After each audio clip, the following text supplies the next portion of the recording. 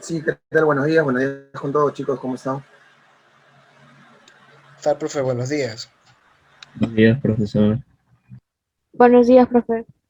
Hola, Sol, sí, ¿qué tal? ¿Cómo están, chicos? Buenos días, profe. Buenos días, profe. Harumi, hola, ¿qué tal? Ya, chicos, ahora escuchen, el día de ayer estuvimos avanzando en la hora el tema de cívica, constitución, y bueno, lo que quedaba para hoy era completar las preguntas. Y una vez terminada de completar las preguntas, porque nos quedamos en la 10, si no me equivoco, son 30 preguntas, sí. Ya, luego de eso pasamos a psicología, mecanismo de defensa. Imagino que has escuchel sobre el ello, el yo, el superior, la represión, la proyección y todo ello. Ya eso lo vamos a ver hoy. Pero primero hay que terminar lo de educación cívica, ¿ya? Y pregunten, ¿ah? Ayer igual hicieron buenas preguntas sobre el tema de la Constitución y todo eso. Y bueno, igual también si hay temas que están relacionados, por ejemplo, como ayer se conversaba, ¿no? Un poco sobre lo de Mario Vargas Llosa, por ejemplo, ¿no? En la segunda vuelta contra Fujimori en el año 90, ¿no? Sí hay temas también para conversar que tienen que ver igual, ¿no? Dentro de la política o psicología, ¿no? Dentro de los temas sociales, los vemos en él. Bien, a ver, pregunta número 11 dice lo siguiente. La E. La E, profe. Claro, La E. claro. Porque mira, escucha, ya tú tienes, digamos, ¿no? Un peruano menor, pues, ¿no? Va al colegio y va a pasar de nivel inicial a nivel primario y a nivel secundario, ¿no? Una vez que tú terminas, te dan el certificado de estudio, pues, ¿no? Entonces ya, dices ahí, ¿cuál es su nivel académico? Certificado estamos hablando, ¿no? Que tú dices secundaria completa, por ejemplo. Secundaria incompleta, o dices primaria completa, ya. Y tú dirás, ¿eso para qué sirve, no? Es que hay trabajos, principalmente a nivel público, a nivel en cualquier ministerio, que te piden como mínimo, por ejemplo, tener tu certificado de primaria completa o de secundaria completa. Entonces, para poder acceder a algún trabajo dentro del Estado, pongamos, hay que cumplir requisitos. Por ejemplo, ¿ya? Si yo, como padre, quiero trabajar en un colegio del Estado como profesor, lo mínimo que me piden, lo mínimo, o sea, el primer requisito es tener una licenciatura en educación o ser profesor de instituto, pero con titulado en educación y certificado mi título. ¿Me entienden? Es como que lo mínimo. Y ahora, si yo quisiera ser, pongamos, ¿no? Coordinador en el Estado, a nivel de la UGEL, de la Unidad de Gestión Educativa Local, me piden una maestría como mínimo. Y esa maestría tiene que estar certificada. Pero digamos que yo quiero ser auxiliar en educación, o sea, quiero trabajar como auxiliar. Entonces ahí me piden, por ejemplo, me pueden pedir certificado de auxiliar o me pueden pedir universidad, bachiller, o me pueden pedir que esté estudiando en la universidad, pero que certifique eso. Ahora, por ejemplo, para limpieza, uno quiere trabajar, igual la persona le empieza a ganar un sueldo y todo lo demás, pues también te piden un certificado que es mínimo el secundario, completo, ¿me entienden? Ahora, si estás en colegio, te dan certificado. Es una universidad también, pero acá viene un tema, chicos. Las academias preuniversitarias. Todas las academias preuniversitarias que conocemos. Ya, escuchen. Tú puedes estar en la academia un año, 2 años. Puedes sacar primer puesto en los simulacros durante todo el año. Ya puedes estar 3 años en la academia y eres el mejor de la academia. A pesar de eso, tu estancia en la academia no tiene ningún tipo de documentario para el, ¿entiendes? O sea, tú no puedes decir, ya, pero yo sube 2 años.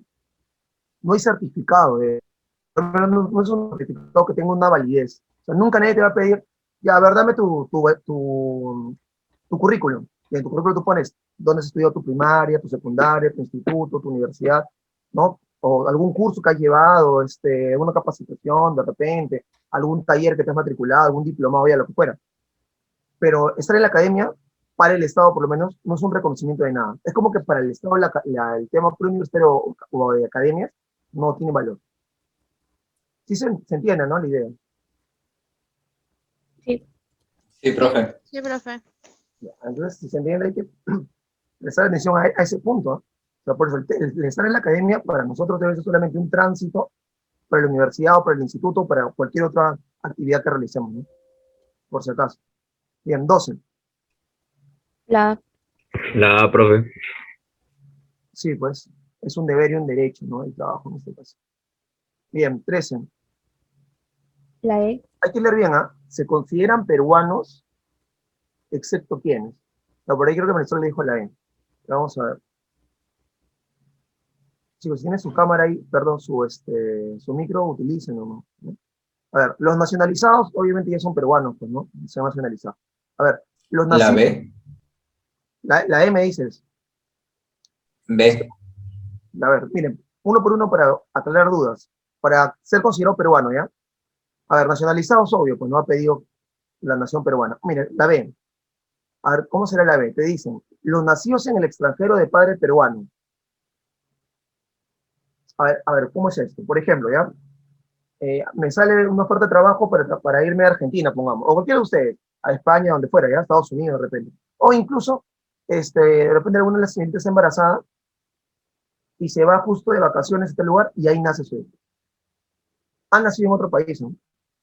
Ha nacido fuera del territorio nacional. Yo me voy con Argentina y, escucha, para el Perú, ese hijo que tienes, para el Perú, es también peruano. A menos que tú hagas un papeleo para decir que no quieres que sea peruano.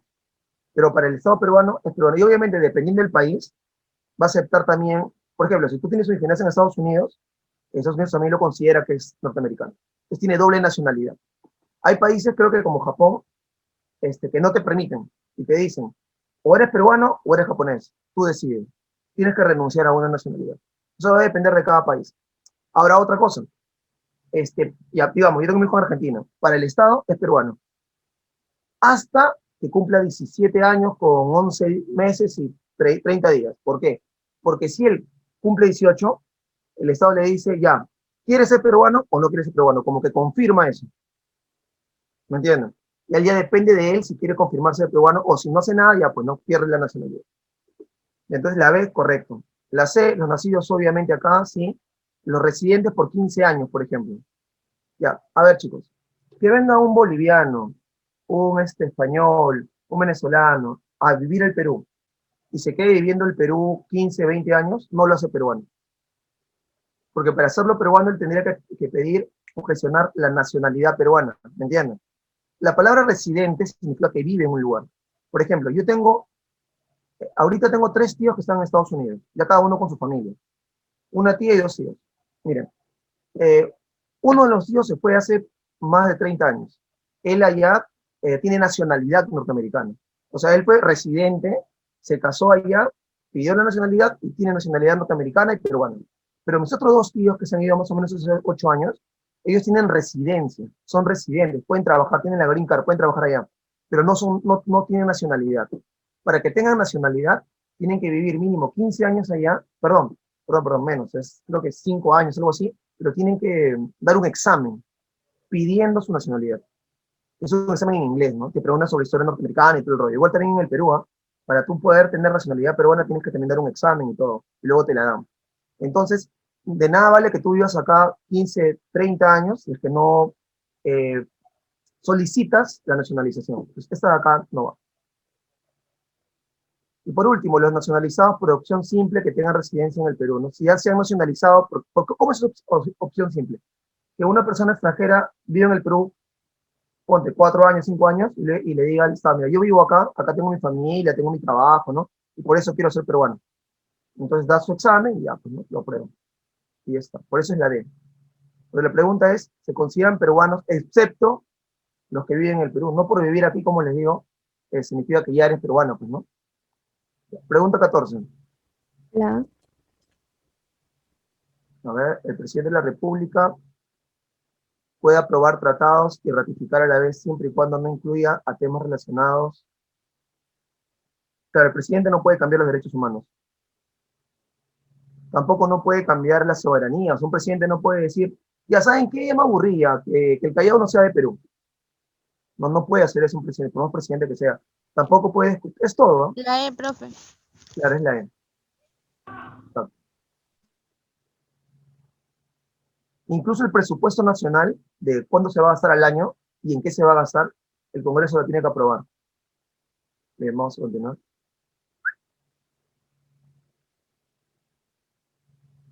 15. A ver, A la nación. Ah, sí. el Estado promueve a la nación en todas sus modalidades, ¿no? A servicios públicos, pues, ¿no?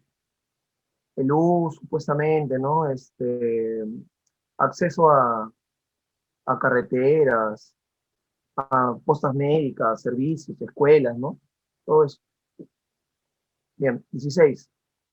Dice, los bienes de dominio público son La E. inalienables, claro, ¿qué significa eso? Que si le pertenecen al Estado, no puede apropiárselo el gerente o no puede haber alguien que manipule eso para su antojo, ¿me entienden? Es del Estado.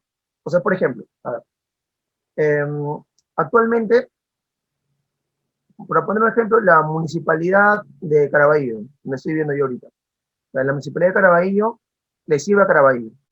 Por más que haya un alcalde y de acá a 4 años haya otro, y luego otro, y luego otro, en la municipalidad en sí su función no es favorecer al alcalde, sino es favorecer a la población. Ahora, que eso pase en la práctica es otra cosa. Pero bueno, esa es la idea. Un colegio también, un colegio no importa el director que esté, o el ministro de Educación que esté, el colegio sirve a la juventud peruana, ¿no?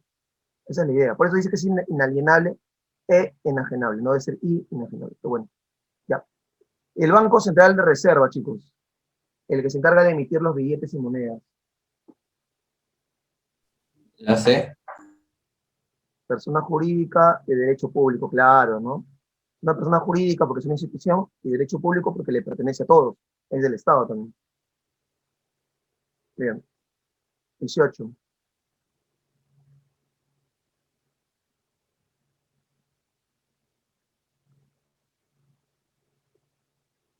15 años, la A. A ver, Angie. La inhabilitación de un funcionario público por cometer excesos de funciones de la red. Sí, la realiza el Congreso y puede extenderse hasta por 15 años. Bien. Inhabilitación significa, por ejemplo, ¿no? De que un juez, un fiscal, un gerente de algún ministerio, ¿no?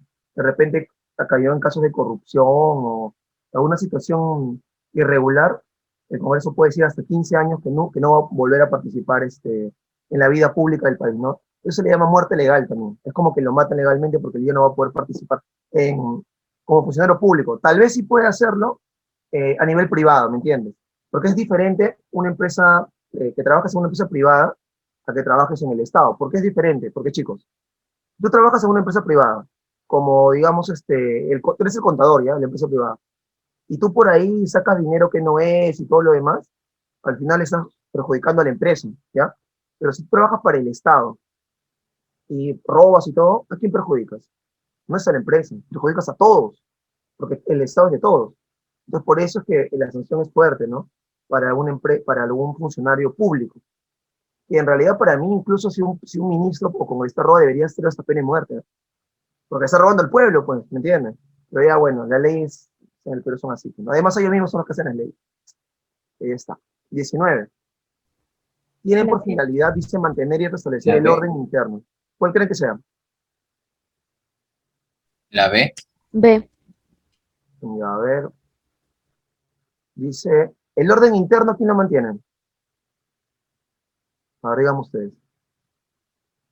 Cuando hay problemas en la calle, accidentes, peleas. Sería la D entonces, el Serenazgo y las Fuerzas Armadas. Bueno, el serenazgo, a ver, vamos a ubicarnos en un toque. Miren, número 1, los serenazgos, para entenderlo ya, los serenazgos son civiles. ¿Qué significa esto? Que son personas que no tienen ningún tipo que no pertenecen ni a las Fuerzas Armadas ni a la policía. Escuchen, ¿ah? Estoy hablando de serenazgos, por si acaso, para que veas cómo funciona esto. En el Perú hay una ley, no sé si escucharon un tiempo que estaba esto de chapa tu choro y déjalo paralítico. No sé si escucharon esa. Sí, sí. Ya, Sí. ya. ¿Qué pasa con esto de chapa tu choro? O mejor dicho, atrapa al ladrón y golpéalo, ¿no? Algo así. Ya, ¿en qué consiste? Escuchen. Hay una ley que dice esto. Si tú, Alejandro, por ahí, ¿quién más puede ser? Dice, Ángela, Aarón, Gabriel, quien sea, ¿ya? Estás por la calle y ves que alguien está cometiendo un delito, o sea, infragante, o sea, que estás viendo que lo está haciendo, tú puedes ir y reducirlo al ladrón y llamar a la policía y tenerlo ahí hasta que venga la policía y se lo lleve a la comisaría. O tú mismo agarrarlo en grupo, si no, al choro, al ladrón, al ratero, y lo llevas a la comisaría con tu gente. Se puede hacer eso. O sea, los civiles tenemos la ley que hay, tenemos el derecho, digamos algo así, de poder hacer eso, de intervenir. Siempre y cuando Profe, la persona... Sí, pero se ve tipo en distintas provincias que, o sea, hay delincuencia y ellos mismos atrapan al ratero y como que los amarran a un poste y le echan gasolina. ¿Eso es un delito también? claro, O sí, sí, sí, claro. ¿no? Sí, sí, de hecho. Eso se llama linchamiento. Y es un tipo de reacción popular. Lo que pasa es que en muchos lugares del interior del país, mire, sí, Pero, o sea, yo he visto que no han tomado tipo acciones legales. Supongo que es un caso como especial o algo, no sé. claro, a ver, hay varios puntos que hay que ver. Mira, hay algo que se llama derecho consuetudinario, ¿ya? ¿Qué significa eso del derecho consuetudinario? Que hay leyes, esto hay que tenerlo bien claro, que a pesar de que en el Perú hay leyes y todos los peruanos tenemos que trabajar por la misma ley, hay lugares en el Perú que por una cuestión cultural este, realizan actividades que podrían verse de manera ilegal en general, pero para ellos no. Pongo el caso. Hay lugares en el Perú donde es común que de 13 años tengan un hijo de 5 años, o de 22 o 23 años. Escucha, eso es ilegal, porque una chica, a partir de 14, recién la persona puede tener relaciones consentidas, ¿ya? Pero hemos visto que hay chicas de 13 que están viviendo con la persona, con su papá, y la persona tiene 22, 25, 25. Ahora, si eso pasara en Lima, por ejemplo, yo puedo ir y denunciar que eso es violación. Así le diga, no, pero yo quise, lo quiero, lo quiero mi pareja, no se puede, porque una persona de 13 no puede tener relaciones. Si alguien ha tenido relaciones, es que la ha violado. Así se le llama acá. Ya, entonces, esta persona va a la cárcel, a pesar de que la chica diga que ya tiene. ¿Por qué? Porque tiene 13 años. Pero si ese caso pasa, por ejemplo, en Amazonas, en Ucayali, en Loreto, en un pueblo donde hay una cultura machillenga, chipiva, ¿no? Tal cual, no pasa nada. Porque ahí lo que predomina no es el derecho jurídico estatal peruano, sino es el derecho consuetudinario. ¿Por qué? Porque para ellos ese tipo de actividades es normal, digamos. Es parte de su costumbre. Ya. Entonces, yendo al punto que mencionabas, el tema lo que pasa es que en la sierra, a partir de la época del terrorismo, apareció un grupo de gente del pueblo que se armaba con guaracas, con ondas, a veces escopetas, y se llamaban ronderos.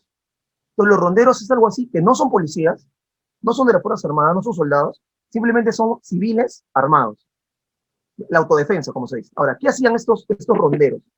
Si veían que entraba un grupo, un terrorista, ¿no? Escenario luminoso, ellos iban, lo chapaban y lo mataban a veces.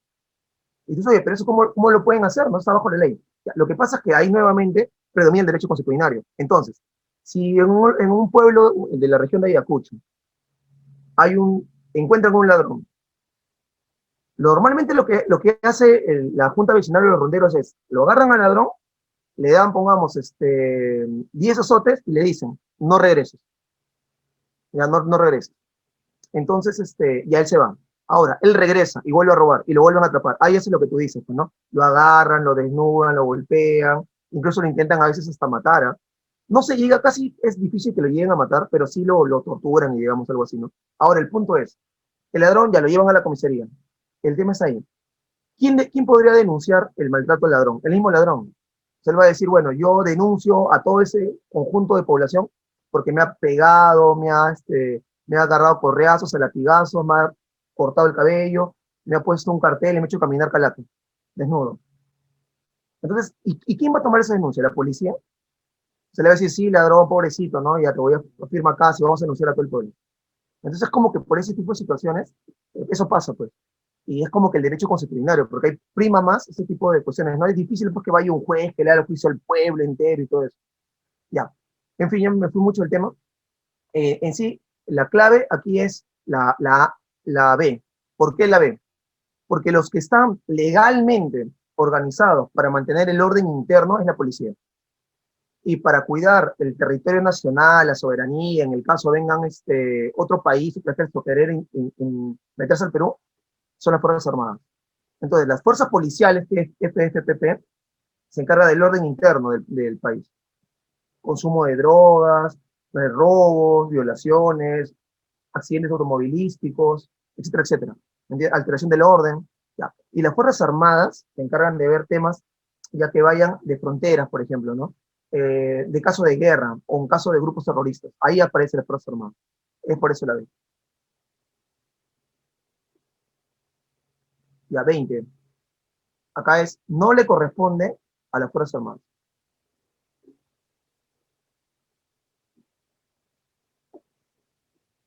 De las que están ahí, cuál creen ustedes que no es función de las Fuerzas Armadas? O sea, del ejército, de la marina o de la La FARC. B.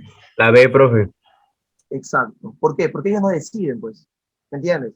O sea, el presidente elige a un ministro del Interior, o sea, de la policía, y un ministro de Defensa, o sea, de las Fuerzas Armadas.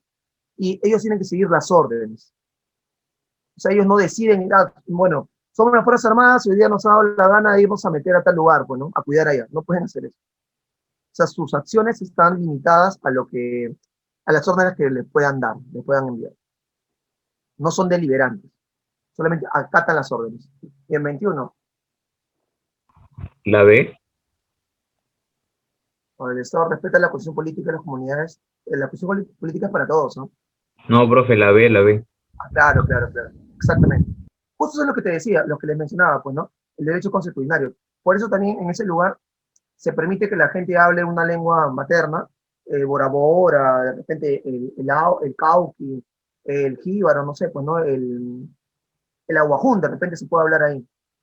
Y si alguien del Estado peruano, escuchen, va a ese lugar, está obligado a hablar en su idioma. Por ejemplo, no sé si ustedes han visto, de repente muchas mujeres de esas comunidades, por la cuestión cultural, andan con los senos descubiertos, ¿sí o no? Entonces, si eso pasara en Lima, obviamente uno pues hoy está yendo contra el pudor, ¿no? Contra la honra, contra los valores, ¿no? Una mujer andando mostrando los senos, ¿no? Eso es, bueno, eso acá en Lima, ¿no? Entonces, pero en ese lugar no hay problema. Nuevamente ahí prevalece el derecho consuetudinario, ¿no? Entonces, el Estado respeta la identidad cultural. O por lo menos eso dice la ley, ¿no? 22.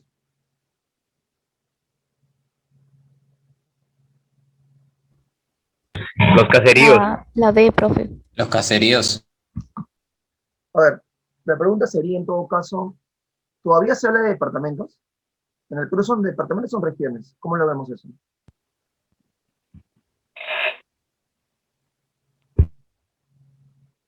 Ahora se utiliza regiones, ¿no? Las cosas.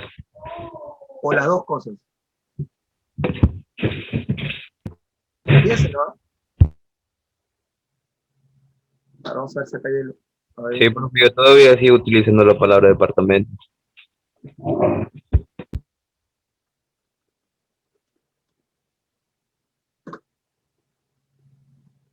A ver, esa es una página del gobierno, ¿eh? Del gobierno del Perú. A ver, vamos a leerlo juntos. Para aclarar el punto.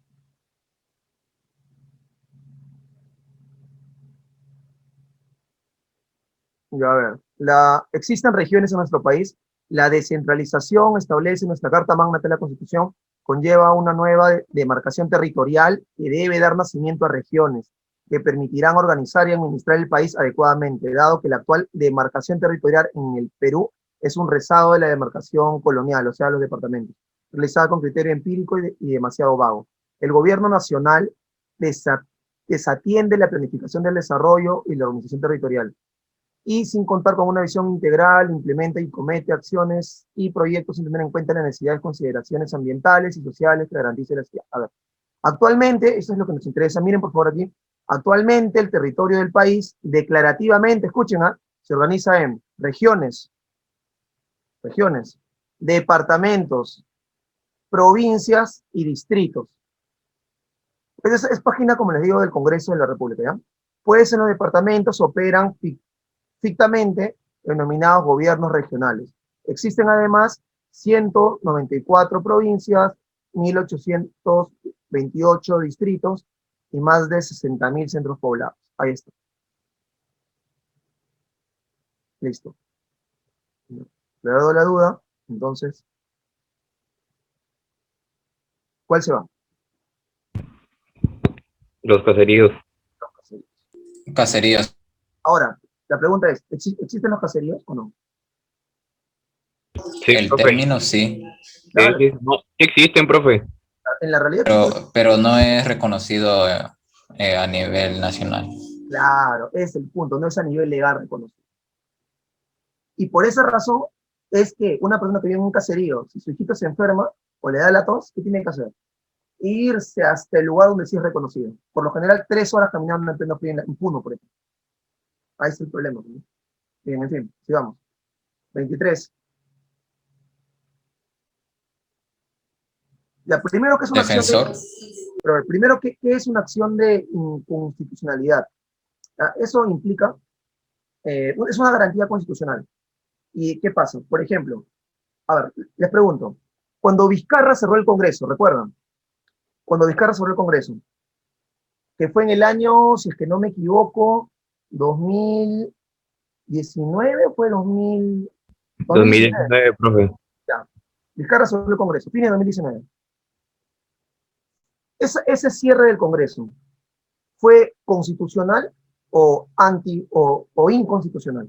O sea, ¿lo hizo bajo la Constitución o lo hizo burlándose y fregándose en la Constitución?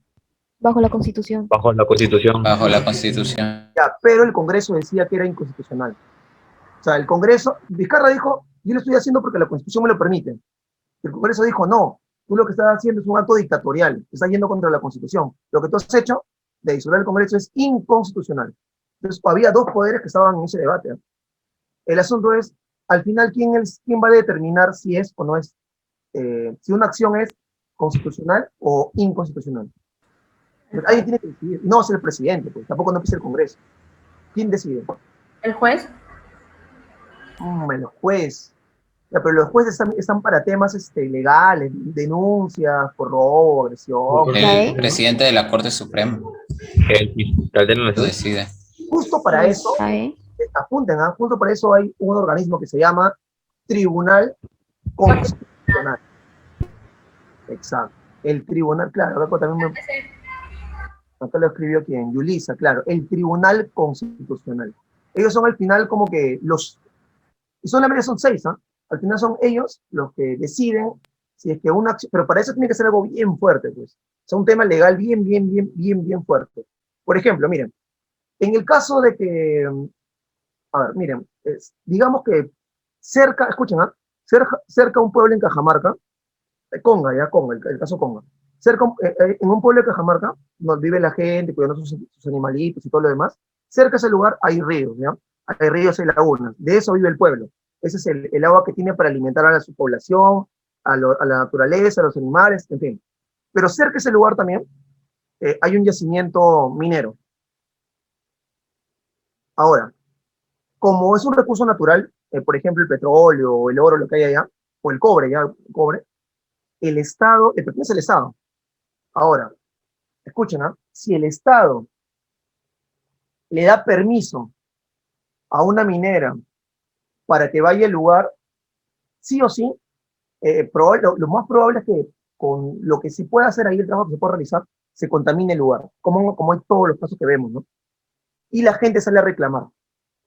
Entonces, ¿se podría hacer eso o no se podría hacer eso? Porque la Constitución dice que todos los recursos naturales le pertenecen al Estado peruano, entonces el Estado peruano sí puede libremente alquilarlo, ¿no?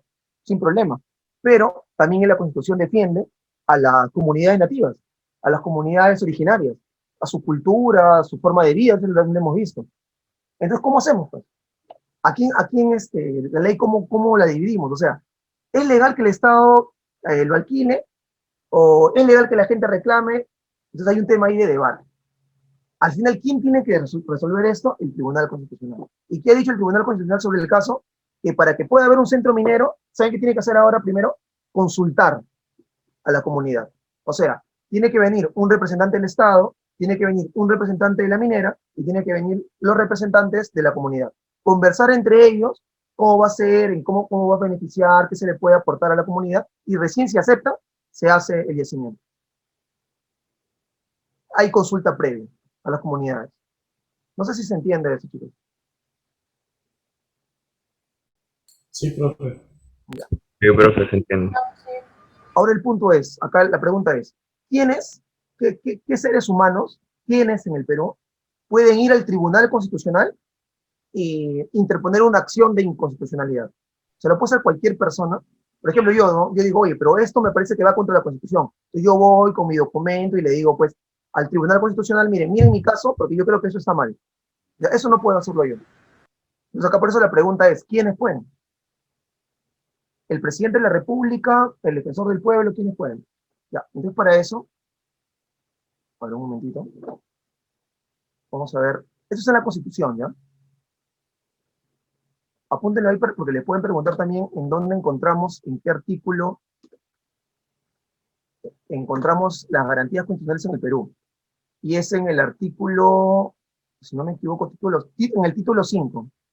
En el título 5, artículo 200 de la Constitución. Tenemos 206 artículos, ¿ya? Ahora que les voy a mostrar. En la Constitución tenemos 206 artículos. De los 206, en el artículo 200, que habla todo el tema de las garantías constitucionales, que son 6. Miren, la acción de habeas corpus, la acción de amparo, la acción de habeas data, todos son garantías constitucionales, ¿no?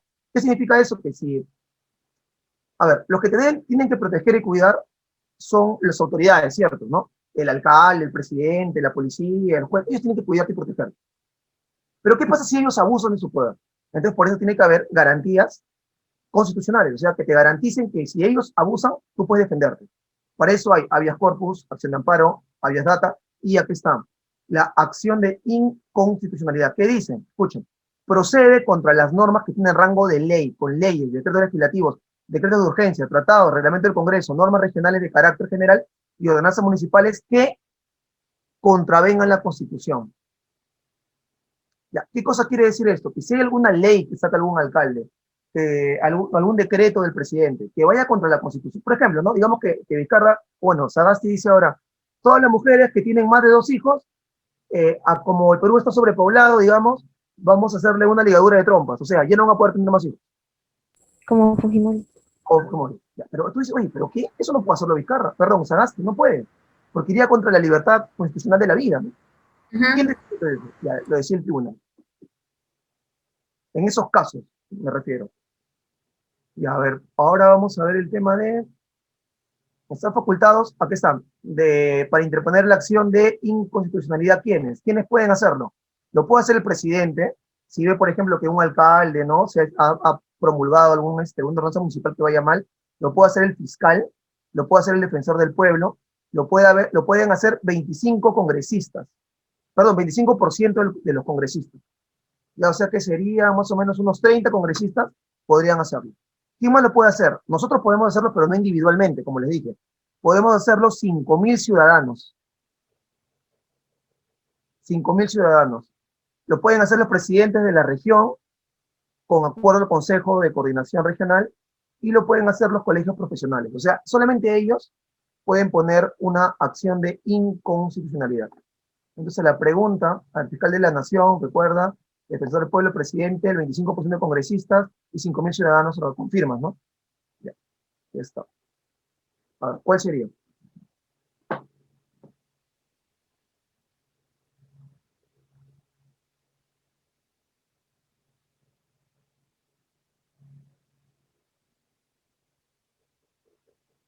La C. La C. La C. Claro. Entonces acá, la pregunta es a excepción, ¿no? ¿Quién no puede? Claro, como ustedes dicen, la C. El presidente de la Corte Suprema no puede. Listo, genial, 24. A ver, piensa nada más. Las elecciones se vienen en abril. Se vienen en abril. Falta un mes. ¿Quiénes organizan las La, elecciones? La B. A ver, piénsalo bien. la A.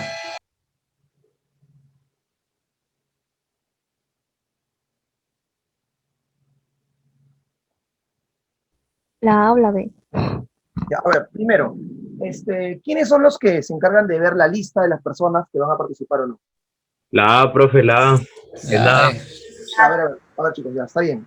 Yo es la A, pero vamos a entender por qué. Les pregunto, ¿quiénes se encargan de ver la lista de personas que están habilitadas para que ya son mayores de edad? O sea, ¿quiénes se encargan de todo eso? La RENIEC. La RENIEC. Claro, la RENIEC. Ya, bacán, la RENIEC. Ahora, ¿quiénes se encargan de hacer el tema de las cédulas? ¿Dónde vas a votar tú? ¿Dónde vas a votar tú? La OMPE. La La OMP. OMPE. Ahora, ya, se llevaron a cabo las elecciones y todo. Ahora va a haber el conteo. Se va a contabilizar, se va a decidir si de repente una cédula es correctamente marcada o no correctamente marcada. El Eso Jurado Nacional de Elecciones, Por eso- JN. Exacto. Por eso el Jurado Nacional de Elecciones es el organismo que al final es el que nombra quién ganó, ¿me entiendes? O sea, no lo hace la OMP, no lo hace la RENIEC. El que dice al final, ¿no? Con tantos votos, en Lima, el ganador es tal. Ya, eso lo es el jurado, por eso lo usamos jurado. Entonces aquí, la clave es la A. Bien, chicos. 25. Entonces, estamos mirando un poquito.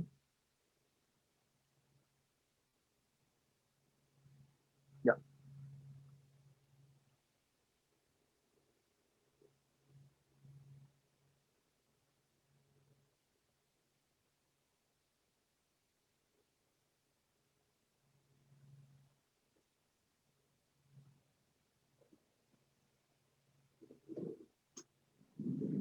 A ver, dice, el Estado garantiza la seguridad de la nación mediante La A. el sistema de defensa nacional. Exacto. A ver, miren, ¿ah? El sistema de defensa nacional, ¿quién lo conforma? Las Fuerzas Armadas, La B, profe. la Defensa Civil y la Policía. Ahora, como tú dices, ¿quién dirige? ¿El presidente del Comando Conjunto o dirige el presidente de la República? ¿Qué creen ustedes? Estamos hablando de la defensa nacional, ¿ah? Del país. El El presidente presidente de la República. de la República. Presidente de la República. Ahí está, sí está. El presidente de la República, desde el momento que es presidente de la República, es el jefe supremo de Fuerzas Armadas, es el jefe supremo de la policía. Es como que el máximo en esos lugares. Y es el único que puede declarar la guerra, ¿saben, no? O sea, para que pueda haber una guerra con otro país, el que le puede hacer es el presidente. Nada más.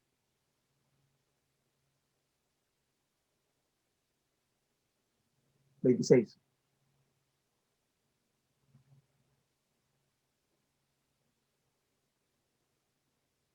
¿Saben? A ver, chicos, ¿saben lo que es estado de excepción?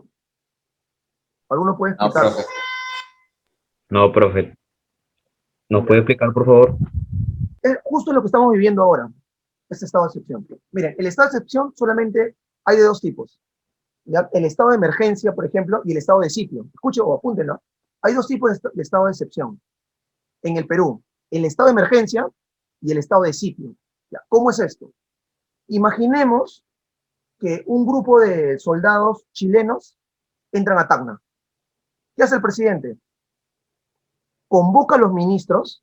Él tiene ministro de Salud, ministro de Trabajo, ministro de Educación, ministro de la Mujer, ministro de Defensa. Convoca a los ministros, se forma un consejo de ministros y el presidente le dice, acaban de invadir Perú, una tropa chilena. ¿Qué hacemos en Tacna? Ya tenemos que hacer un estado de excepción. ¿Cómo estado de excepción? ¿Qué tipo de estado de excepción? Estado de sitio. ¿Qué pasa cuando hay estado de sitio? Por lo menos un mes, Tacna va a estar bajo un tipo de control de las Fuerzas Armadas. O sea, ahí van a llegar los militares a Tacna, van a hacer, o sea, no, la gente no va a poder salir a la calle, salvo para cuestiones solamente para comprar ciertas cosas. No van a poder reunirse, no van a haber este toque de queda, no van a funcionar ciertos locales, ciertos lugares, porque como Tacna está bajo el peligro de una invasión y de guerra y conflicto, entonces el lugar tiene que ser controlado, ¿me entiendes? Que la gente no salga, no se desespere, todo tiene que ser controlado. Estado de sitio. Listo. Se pasan se pasa ese mes, y si sigue el problema ahí con los chilenos, un mes más. Si sigue el problema, un mes más. Si sigue el problema, un mes más. Así. Pero siempre el presidente dice una fecha con sus ministros. Termina la fecha, se vuelve a reunir y vuelve a sacar otro estado de excepción. Se vuelve a reunir, otro estado de excepción. Ya, listo. Ese es en el caso del estado de sitio. Ahora, el estado de emergencia. Miren, cuando hay un desastre natural, cuando hay un tipo de epidemia, cuando de repente ha habido un terremoto, huaicos, o de repente delincuencia pero extrema, como pasó justamente en la región Callao hace unos años. Había demasiado. Entonces, ¿qué puede hacer el presidente? Se puede reunir con sus ministros y dice esto: mira, acá ya las bandas, los narcotraficantes o los sicarios ya están demasiado. O te puede decir, mira, acá hay un brote de una enfermedad rarísima, así que es complicado. O te puede decir, mira, acá acaba de haber un terremoto, pongamos no sé, en Arequipa, terrible, terrible, terrible, entonces tenemos que hacer algo. Como la situación de la seguridad interior está en peligro, ¿qué hace el presidente? Se junta con sus ministros y declara un estado de excepción. ¿Pero de qué tipo? Estado de emergencia. Ya. Cuando hay estado de emergencia, pasa lo que nos pasa ahora a nosotros, que podemos salir solo unas horas, que no te puedes reunir en grupo, no puedes hacer una fiesta, que puedes solamente salir para comprar o con tu pase laboral, pasa que hay toque de queda, pasa, por ejemplo, que si hay bulla en tu casa, la policía sin pedir permiso se puede meter, por ejemplo. O sea, el tema de la inviolabilidad del domicilio en estado de emergencia, pues, no se respeta. Tu derecho a reunión no se respeta. Tu derecho a caminar libremente tampoco se respeta. Porque estamos en estado de emergencia. O sea, puede venir en la calle cualquier policía te pusiera a ver tus papeles. Entonces, ¿pero por qué? Yo puedo caminar libremente. No, no, no. Estamos en estado de emergencia. Entonces, esa cuestión es el estado de emergencia. No sé si se entendió, chicos. Si más o menos entienden la Sí, idea. profe. Sí, profe. Sí. Sí, profe. Entonces, hay... Cierto, profe, una pregunta tengo. ¿Era estado de emergencia y cuál era el otro estado? De De sitio. ciclo, ¿no? Sitio, De sitio. sitio, Ah, correcto. sitio. Ok. ¿Han escuchado la palabra? Vamos a sitiar a los ladrones, vamos a sitiar al enemigo. O sea, como que estado de sitio significa así como que vamos a cercar el lugar. El estado de sitio, que es en caso de invasión, ¿no?, al Perú, y el estado de emergencia, que es en el caso que hay un desastre natural, hay alguna enfermedad o haya de repente pues un grado extremo de delincuencia, ¿no? Estado de emergencia. Ahora la pregunta es, ¿el estado de emergencia en el Perú ya acabó o no? Todavía no. Ya, entonces ahí está el tema, pues. El estado de emergencia sigue. Ahora, el estado de emergencia puede, puede ser flexible, ¿me entiendes? Te pueden decir ya, hay estado de emergencia y el toque de queda es hasta las 10, hasta las 11. De 11 a 4 de la mañana, ¿no? No, nadie puede salir. Hay estado de emergencia y, bueno, pueden circular, pero 1 hora al día y se pueden abrir. O sea, va a depender de la magnitud, de la problemática que puedan haber. En fin, ¿sí? Acá entonces, chicos, ¿cuál sería la clave?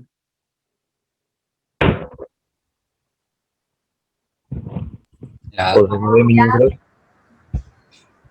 El presidente, ¿con quién tiene que reunirse para decretar el estado de emergencia? ¿Cuál? Con la El Consejo de Ministros. Consejo de Ministros. Y entonces acá Alejandro pregunta, o sea, profe, ese tipo de estado de excepción, esa excepción puede ser dos tipos, ¿no?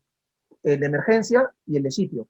Claro, pues, Alejandro, cuando en el Perú, en el año de 1980, se inició la lucha armada del Sendero Luminoso, y posteriormente en el 84 también se alzó en armas el movimiento de Tupac Amaru, el gobierno del Perú, bajo el gobierno de Alan García y de Fujimori y de Belaúnde, cada uno de ellos realizó su estado de emergencia. Había toque de queda. Eso puedes preguntarle a las personas que tienen de 40 años para arriba. Yo tengo 33, ¿ya? Yo he vivido la época del terrorismo, pero cuando yo era muy niño, pues, ¿no? Yo nací en el año 87 y Abimael Guzmán cae en el año 92. Entonces yo tenía 5 años, pero mis papás, mis primos mayores, que yo, obviamente ellos han visto en carne propia, porque ellos tenían 13, 14 años y veían qué pasaba. Pasaban patrulleros a cada rato, la gente no podía estar en la calle, tú tenías que salir, si salías en la noche, tenías que salir con una bandera blanca, diciendo que te estás saliendo porque tu mamá se ha puesto enferma, porque estás embarazada, porque la chica va a dar a luz, algo así. O sea, no se podía. Había bastante control.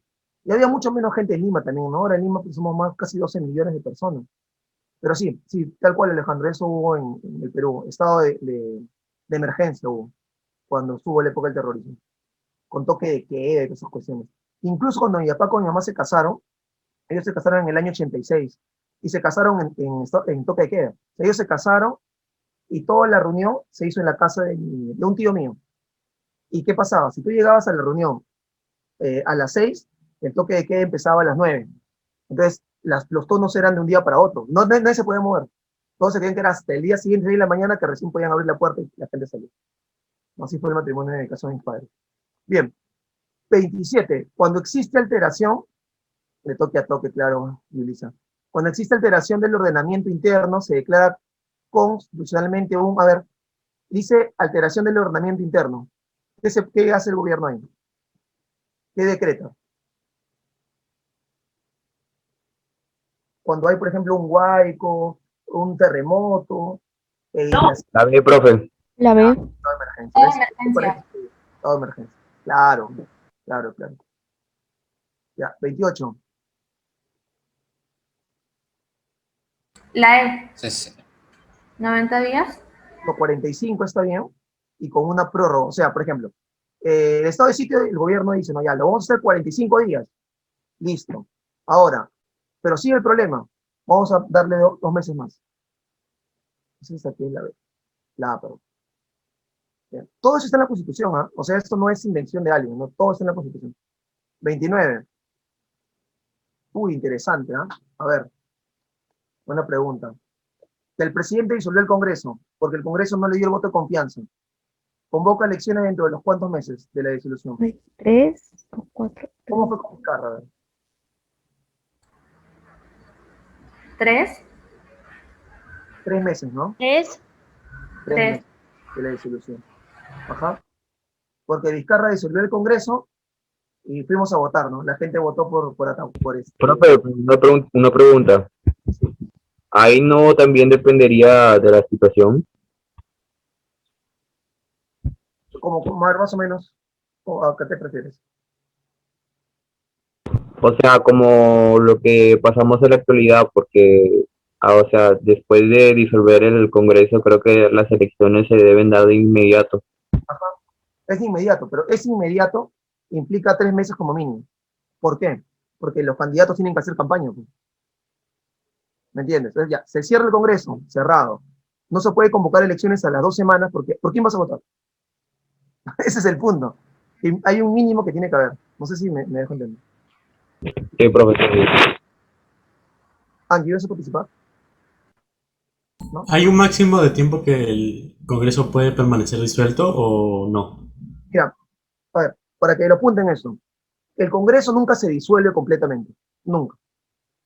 Vizcarra resolvió el Congreso, pero siempre se queda la comisión permanente del Congreso. ¿Me entienden? Porque si realmente no hubiera Congreso, ya no habría república, habría monarquía. ¿Me entienden? ¿Por qué? Porque no se le puede quitar el poder al Congreso, pues es un poder del Estado. Entonces, ¿qué pasa? Si el presidente, de manera constitucional, disuelve el Congreso, siempre se queda la comisión permanente del Congreso, que son 25 congresistas. Y se quedan ellos organizando hasta que el Congreso vuelva a ver. Ahora, tú me dices, hay una fecha. Sí, la fecha son 3 meses. O sea, se cierra el Congreso y por ley 3 meses. Es como decir ahorita, por ejemplo, ¿ya? Miren, estamos en pandemia. No hay ni siquiera clases presenciales, por ahora, ¿ya? Y aún así va a haber elecciones. Ya sabes cuánta gente se va a mover en el Perú cuando hay elecciones. Entonces uno puede decir, a mí, por ejemplo, yo también decía, ¿no? Oye, pero es el colmo, pues. ¿Cómo pueden obligar a que haya elecciones si va a ser el máximo, peor que procesión vamos a estar? Porque todo el mundo vota. O por lo menos todos los que son mayores de 18 años van a votar. Entonces va a ser un foco de contagio, pero, o sea, si ha habido gente protestando contra Vizcarra y eran un montón, o sea, imagínate todo el Perú. Entonces, yo pensando, ¿no? Pero no debería haber esta elección o debería ser de otra forma. Ya, ahora, el problema está que en la Constitución se declara que en esa fecha tiene que ser las elecciones. O sea, tiene que ser en abril. Abril, mayo, junio, julio, tiene que ser con una fecha de 3 meses más o menos antes del cambio de mando. Porque sí o sí, el cambio de presidente es el 28 de julio. ¿Me entienden? O sea, todo esto está regulado por ley. Entonces no puede venir alguien y cambiar de ley, porque para cambiar, escuchen, el que no hay elecciones, tiene que haber referéndum. ¿Me entienden? O sea, la queremos cambiar de que no hay elecciones en abril, sino que hayan en julio, pongamos, porque estamos en una situación complicada de pandemia.